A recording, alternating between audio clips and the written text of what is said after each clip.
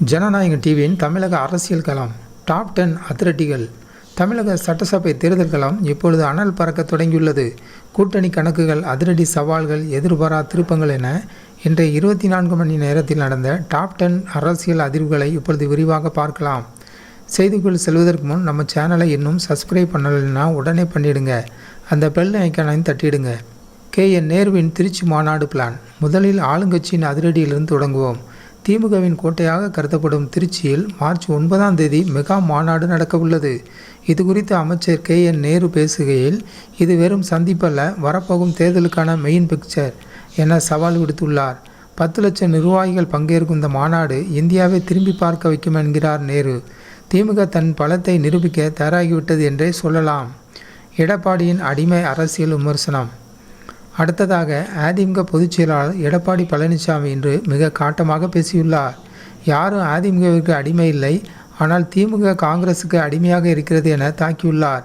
மேலும் அதிமுக கூட்டணி என்பது தேர்தல் கால ஒப்பந்தம் மட்டுமே, கொள்கைகளை விட்டுக் கொடுக்க மாட்டோம் என தெளிவுபடுத்தியுள்ளார். ஸ்டாலின் பார்க்கத்தான் போகிறார், அதிமுக மீண்டும் ஆட்சி கட்டில் அமர்வதை என்ன மாஸ் டைலாக் பேசியுள்ளார் EPS. அடுத்ததாக நிவேதித் ஆல்வாவின் சுமூக கூட்டணி. காங்கிரஸ் தரப்பிலிருந்து என்ன தகவல்? தமிழக காங்கிரஸ் மேலிட பொறுப்பாளர் நிவேதித் ஆல்வா திமுக காங்கிரஸ் தொகுதி பங்கீடு மிக சுகமமாக நடப்பதாக கூறியுள்ளார். பூத் கமிட்டி வேலைகளை விறுவிறுப்பாக நடப்பதாகவும் மிக விரைவில் சீட் விவரங்கள் வெளியாகும் என்று தொண்டர்களுக்கு உற்சாகம் அளித்துள்ளார். அடுத்ததாக ராமதாஸின் வாகனம் எது? அனைவரும் எதிர்பார்த்து காத்திருப்பது பாமகவின் முடிவைத்தான்.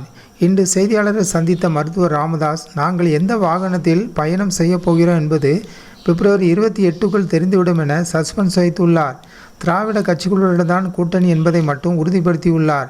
அந்த வாகனம் உதயசூரியனா அல்லது இரட்டை இலையா என்பதுதான் இப்போதைய $1 மில்லியன் கேள்வி. நேயர்களே, பாமக எந்த பக்கம் போனால் வெற்றி வாய்ப்பு அதிகம் என நினைக்கிறீர்கள்? கமெண்டில் சொல்லுங்கள். அடுத்ததாக நைனா நாகேந்திரன் மந்திரி கனவு. பாஜக மாநில தலைவர் நைனா நாகேந்திரன் ஒருபடி மேலே போய் இந்த முறை 20 முதல் 30 பாஜக MLAக்கள் சட்டசபைக்குள் நுழைவார்கள் என ஆர்வம் சொல்லியுள்ளார். அது மட்டுமில்லாமல் இறைவன் நினைத்தால் அவர்கள் அமைச்சர்களாகவும் வாய்ப்புள்ளது என தொண்டர்களுக்கு நம்பிக்கை கொடுத்துள்ளார். தாமரை தமிழகத்தில் மலர்மா என்பதை பொறுத்திருந்து பார்ப்போம். அடுத்ததாக கடம்பூர் ராஜுவின் 10,000 அதிரடி. முன்னாள் அமைச்சர் கடம்பூர் ராஜு தேர்தல் பிரச்சாரத்தில் ஒரு கலகலப்பான, அதே சமயம் கவனிக்கத்தக்க ஒரு கருத்தை கூறியுள்ளார். இரட்டை இலைக்கு ஓட்டு போடுங்க, தேர்தல் முடிஞ்சதும் உங்கள் வீட்டுக்கு 10,000 ரூபாய் வந்து சேரும் என அதிரடி வாக்குறுதிகளை அள்ளி வீசியுள்ளார். இது மக்களிடையே பெரும் விவாதத்தை ஏற்படுத்தியுள்ளது. அடுத்ததாக CV சண்முகத்தின் மேஜிக். அதிமுக MP CV சண்முகம் பேசுகையில், எடப்பாடியார் முதல்வரானால் கல்வி கடன் ரத்து செய்யப்படும் என உறுதியளித்துள்ளார்.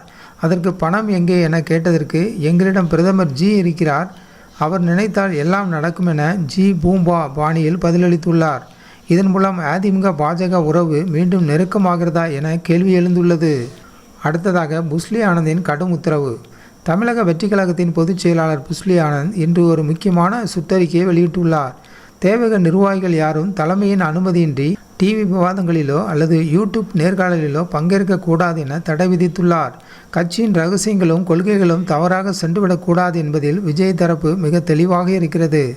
அடுத்ததாக கூட்டணி குழப்பங்கள் ஒரு பார்வை. இன்றைய நிலவரப்படி சிறிய கட்சிகள் அனைத்தும் பெரிய கட்சிகளின் கதவுகளை தட்டி வருகின்றன.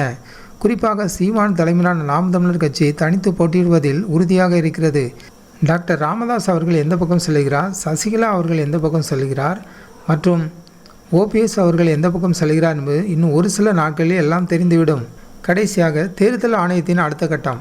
இறுதியாக தேர்தல் ஆணையம் தமிழகத்தில் தேர்தலை நடத்துவதற்கான பாதுகாப்பு ஏற்பாடுகளை தீவிரப்படுத்தியுள்ளது. பதற்றமான தொகுதிகள் கண்டறியப்பட்டு கூடுதல் துணை இராணுவ படை கோரப்பட்டுள்ளது. மார்ச் முதல் வாரத்தில் தேர்தல் தேதி அறிவிக்கப்படலாம் என எதிர்பார்க்கப்படுகிறது. ஆக நேயர்களே, இன்றைய டாப் 10 அரசியல் தகவல்கள் இவைதான். தேர்தல் களம் சூடுபிடிக்க தொடங்கிவிட்டது. ஒவ்வொரு தலைவரின் பேச்சும் ஒரு பெரிய அரசியல் மாற்றத்திற்கான அறிகுறியாகவே தெரிகிறது. இதில் உங்கள் ஆதரவு யாருக்கு? உங்கள் தொகுதியில் நிலவரம் என்ன? கீழே உள்ள கமெண்ட் பாக்ஸில் பதிவிடுங்கள். இந்த வீடியோ உங்களுக்கு பிடித்திருந்தால் லைக் பண்ணுங்கள், உங்கள் நண்பர்களுக்கும் ஷேர் பண்ணுங்கள். நாளை மீண்டும் ஒரு சுட சுட செய்தி தொகுப்போடு சந்திக்கிறேன். நன்றி, வணக்கம்.